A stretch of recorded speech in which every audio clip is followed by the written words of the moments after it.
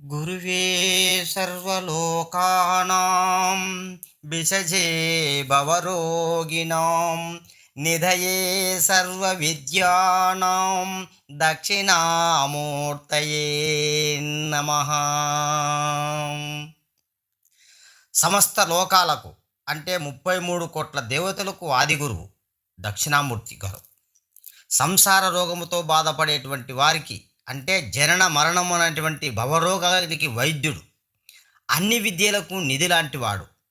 బాల్యము, యవ్వనము, కౌమారము, వృద్ధాప్యము, ఈ జన్మ మృత్యు అనేటువంటి పెద్ద రోగం, ఇదే భవరోగం. ఈ రోగాన్ని నివృత్తి చేసేదానికి అజ్ఞానాన్ని త్రుంచివేసి జ్ఞానాన్ని ప్రసరింపజేసేటువంటి గురువు ఈ దక్షిణామూర్తి గురువు. ఈ భవరోగాన్ని దాటించేదానికి, పోగొట్టేదానికి భీష్మించుకొని ఉన్నాడు శ్రీ దక్షిణామూర్తి గురువుగారు. అటువంటి గురుదేవులకు పాద పద్మములకు నమస్కారములు అని మనకు శ్లోకం తెలియజేస్తూ ఉంది. ఈ అజ్ఞానం అనేటువంటిది అనాదిగా వస్తూ ఉన్నటువంటిది. ఎందుకంటే మనం ఏదైనా రోగం వస్తే డాక్టర్ను సంప్రదిస్తాం.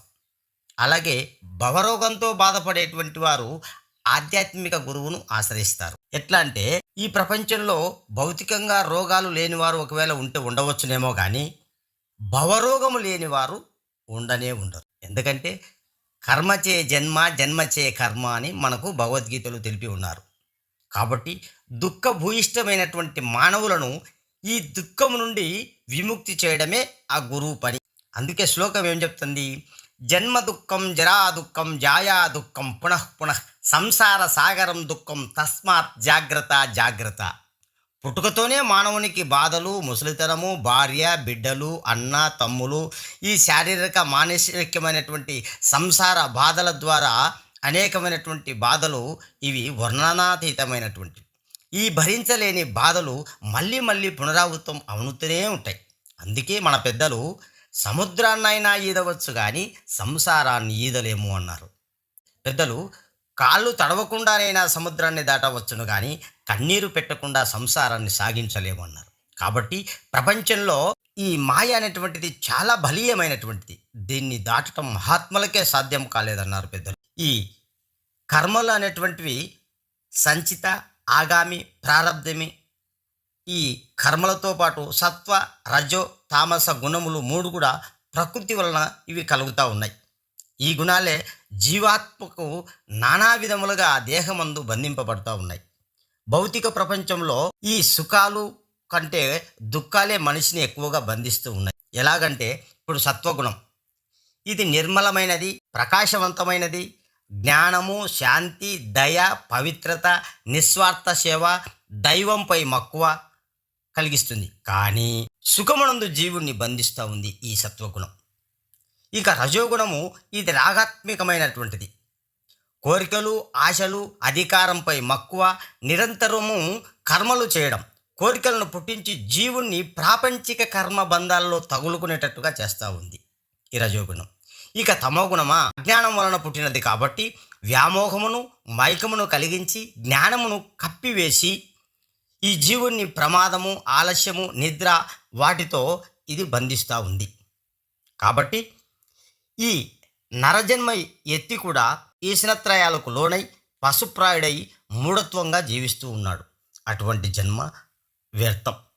ఈ మూఢత్వం వల్ల అజ్ఞానం వల్ల బద్ధకము, నిర్లక్ష్యము, సోమరితనము, భయము, ఆందోళన కలిగిస్తూ మనిషి పతనానికి దారితీస్తూ ఉన్నాయి.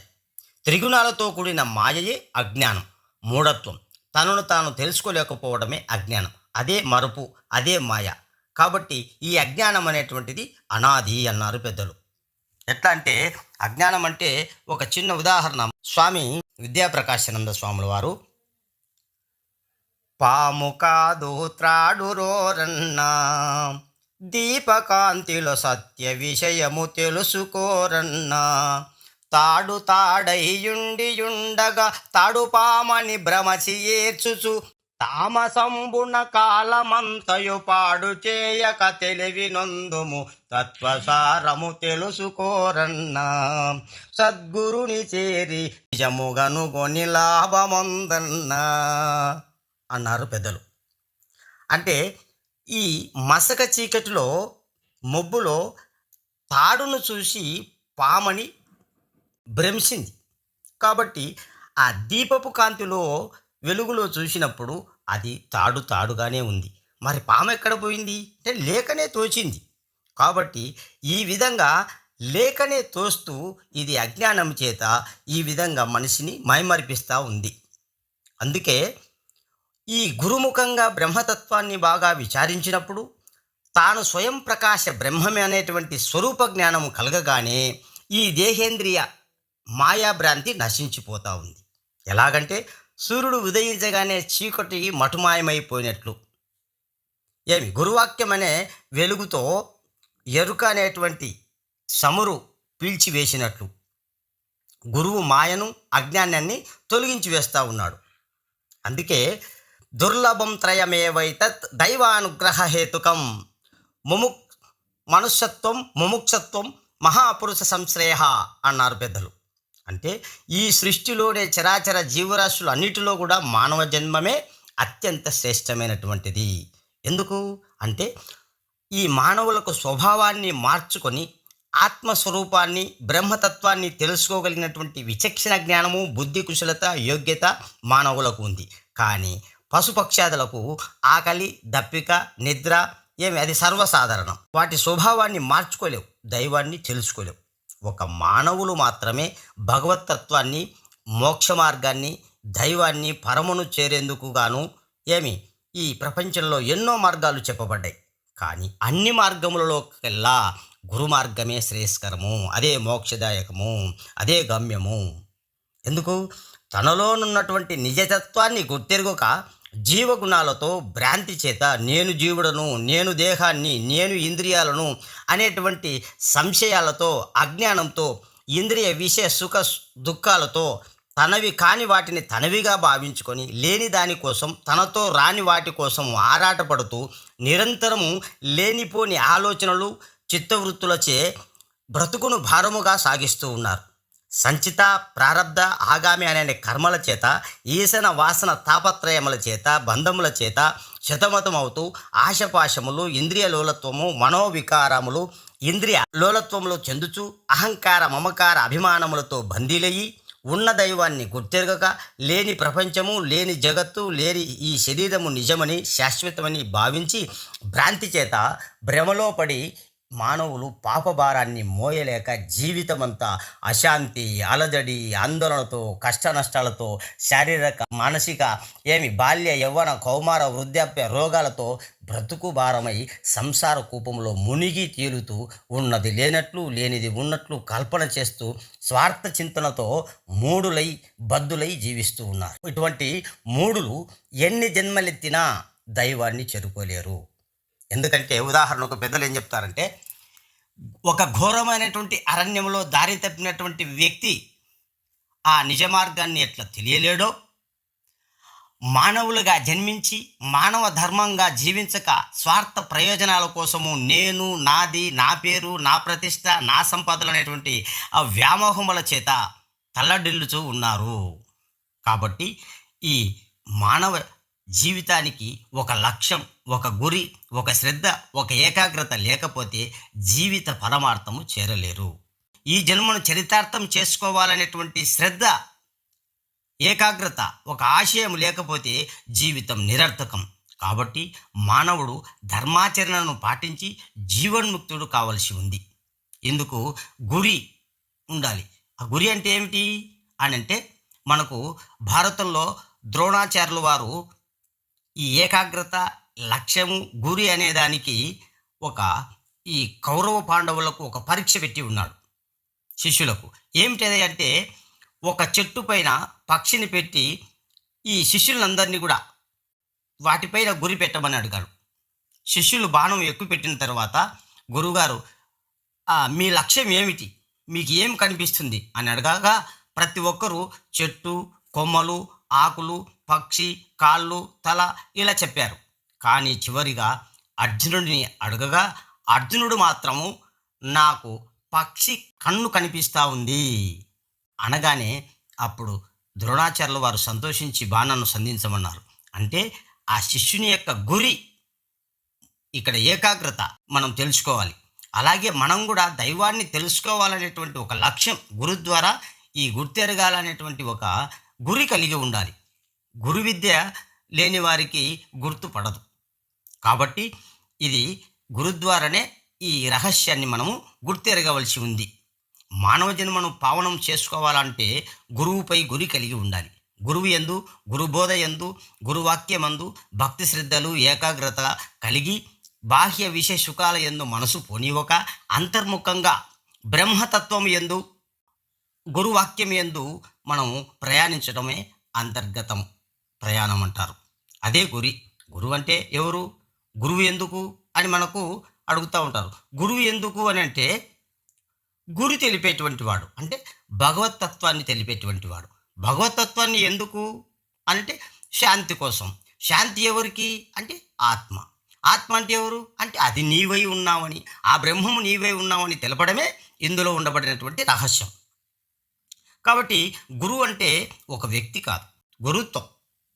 గురి అంటే ఒక దీపం వేలాది దీపాలను ఎట్లా వెలిగిస్తాడో అలాగే గురువు తనను నమ్ముకున్నటువంటి శిష్యులను గురుత్వాన్ని అంటే మేలుకొలిపినటువంటి వాడే నిజమైనటువంటి గురువు. అంటే ప్రతి ఉపాధిలో గురువు ఉన్నాడు, అందరికీ తెలియబడదు. అయితే తనలోనున్న గురువును గుర్తు చేసి మేల్కొల్పేటువంటి వాడే గురువు. కాబట్టి ఈ గురు శిష్య అనుబంధం అనేటువంటిది చాలా విశేషమైనటువంటిది. నిజగురుడు దొరకడము, ఆ నిజాన్ని తెలుసుకోవాలన్నటువంటి జిజ్ఞాస కలిగినటువంటి శిష్యుడు, ఈ ఇరువురు కూడా కలవటం అనేటువంటిది ఎన్నో జన్మల యొక్క బంధం వల్ల కలుగుతుంది అని మనకు పెద్దలు తెలియజేస్తూ ఉన్నారు. కాబట్టి శిష్యుడు జన్మను తరించాలనేటువంటి తపన, జిజ్ఞాస, ఉత్సాహము సద్గుణ సంపన్నుడై నిజగురుని శరణాగతుడై పరమతత్వాన్ని తెలుసుకోవాలనేటువంటి ఆతృత కలిగి ఉండాలి. అంతేకాకుండా గురువే దైవమని, గురువే బ్రహ్మమని, గురువే విష్ణువని, గురువే మహేశ్వరుడని, గురువే ఆ యొక్క పరబ్రహ్మ స్వరూపుడని నమ్మి సర్వం సద్గురువేనని శరణు వేడినటువంటి వారే నిజమైనటువంటి శిష్యులు. గురువుపై గురి ఉండాలి, విశ్వాసం ఉండాలి, శ్రద్ధ ఉండాలి. అంతేకాకుండా గురు ఆజ్ఞను మీరకూడదు, గురువును నరునిగా చూడకూడదు, గురువును నిందించరాదు. గురువును నిరంతరముగా గురుపూజ, గురునిష్ట, గురుభక్తి, గురుధ్యానము, గురుస్మరణ, గురువాక్యము మరవకుండా అహర్నిశలు గురువే సర్వస్వమని నమ్మి గురు సేవా తత్పరుడై గురునకు స్థాన, అంగ, భావ, ఆత్మ త్రికరణ శుద్ధిగా తను మన ధనములను వసంగి వారి బోధచే శ్రవణ మనన నిధిధ్యాస కలిగి సాధన చతుష్టయ సంపత్తి కలిగినటువంటి వాడై గురువునకు నిత్యానుష్ఠానము చేస్తూ గురుని ఒప్పించి మెప్పించి గురు కరుణా కటాక్ష వీక్షణములకు పాత్రుడై గురు అనుగ్రహం పొందినటువంటి వారికి పాప ప్రక్షాళన గావించి దృగ్దీక్ష, వాగ్దీక్ష, స్వర్శదీక్ష, మనోదీక్ష అనేటువంటి వసంగి దివ్య జ్ఞానాన్ని, బ్రహ్మతత్వాన్ని బోధించి జన్మను చరితార్థము చేయగలడనమాట. కాబట్టి తాను పరిపూర్ణుడై తనను నమ్మినట్టు శిష్యులను పరిపూర్ణులుగా చేయబడే నిజమైనటువంటి గురుడు. అట్టి సమర్థత కలిగినటువంటి గురుడు పూర్ణ గురుడు. అట్టి పరమును సూచించేటువంటి వాడు. ఆ పరమును చేరాల్సింది శిష్యుడే అని మనం గుర్తుపెట్టుకోవాలి.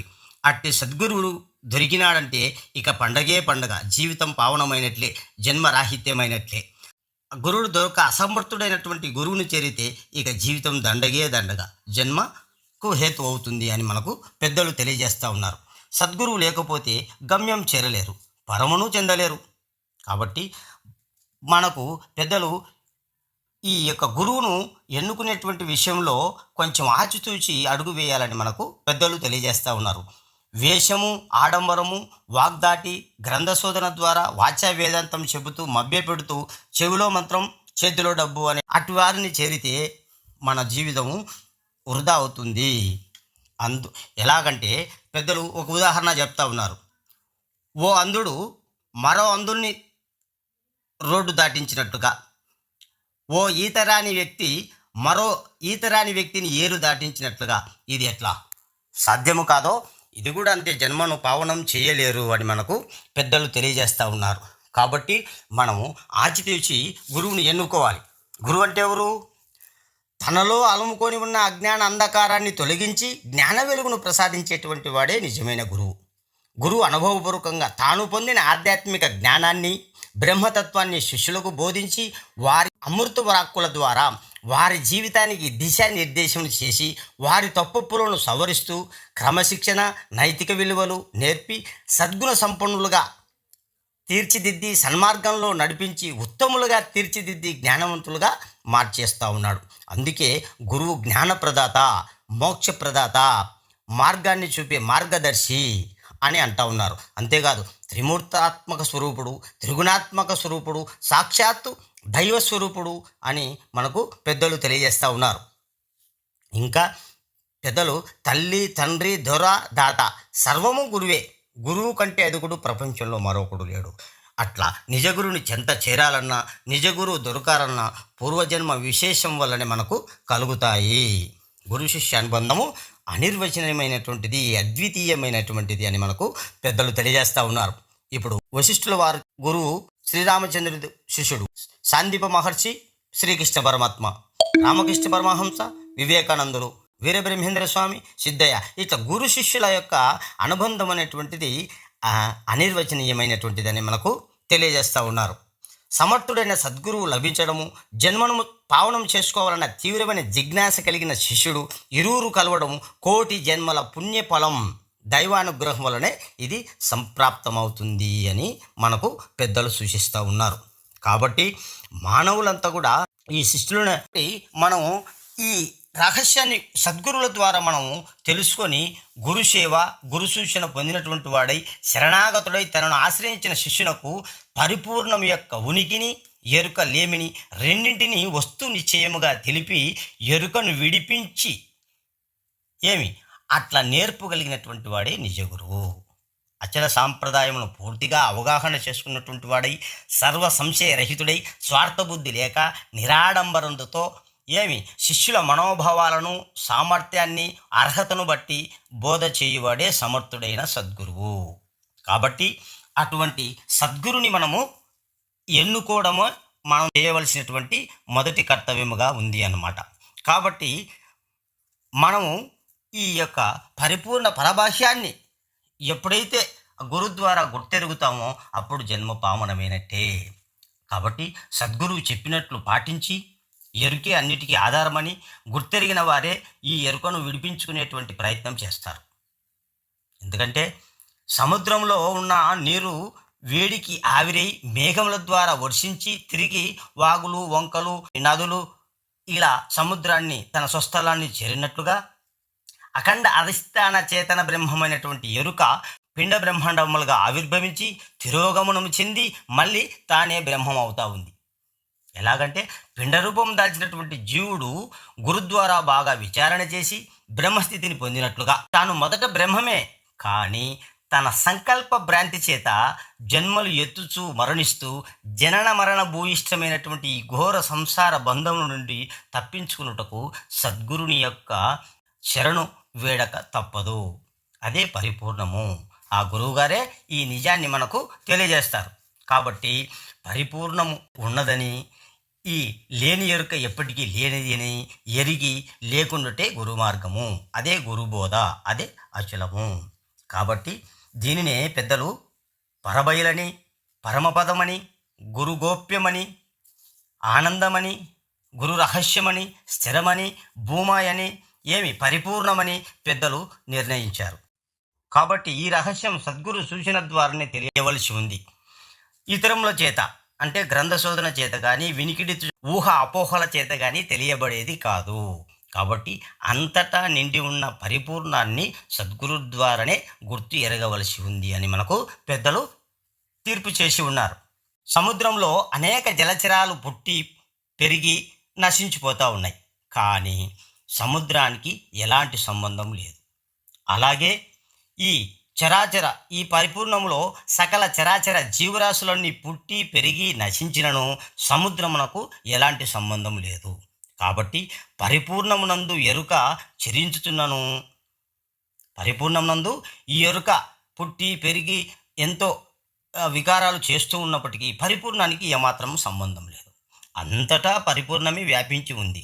ఎలాగంటే నీటిలో కుండను పూర్తిగా ముంచినచో ఆ నీరు కుండకు లోపల వెలుపల పైన కింద అన్ని వైపులా ఆ నీరే వ్యాపించి ఉన్నట్లు ఈ చరించే ఎరుకకు లోపల వెలుపల పైన కింద అన్ని దిక్కుల ఆ పరిపూర్ణమే నిండి ఉంది. గురు సూచన చే గుర్తెరిగినదంతా లేనిదని గుర్తురహితమే గురుబోధ. ఇదే పరిపూర్ణము అని మనకు పెద్దలు తెలియజేసి ఉన్నారు. కావున పెద్దల ద్వారా ఈ జ్ఞానాన్ని తెలుసుకొని ఎప్పుడు జ్ఞానాన్ని తెలుసుకుంటామో అజ్ఞానము నశించిపోతుంది. ఎప్పుడు అజ్ఞానం నశించిపోతుందో అంత ఆనందమయము. ఈ ఆనందం పరమానంద స్థితిని పొందటమే ఈ పరిపూర్ణ పరబాహ్యము అని మనకు పెద్దలు తెలియజేసి ఉన్నారు. కాబట్టి ప్రతి ఒక్కరు కూడా ఈ మాయా జగత్తులో సుఖదుఖాలకు భ్రాంతికి లోను కాకుండా గురు మార్గం ద్వారా గురు సూచన ద్వారా ఇవన్నీ గుర్తెరిగి బాగా విచారణ చేసి ఆ గురువు చెప్పినట్లుగా ఆచరించి పాటించి జన్మను పావనం చేసుకోవాలని మనకు పెద్దలు తెలియజేస్తూ ఉన్నారు. జై శ్రీ సద్గురు ప్రభు మహారాజుకి.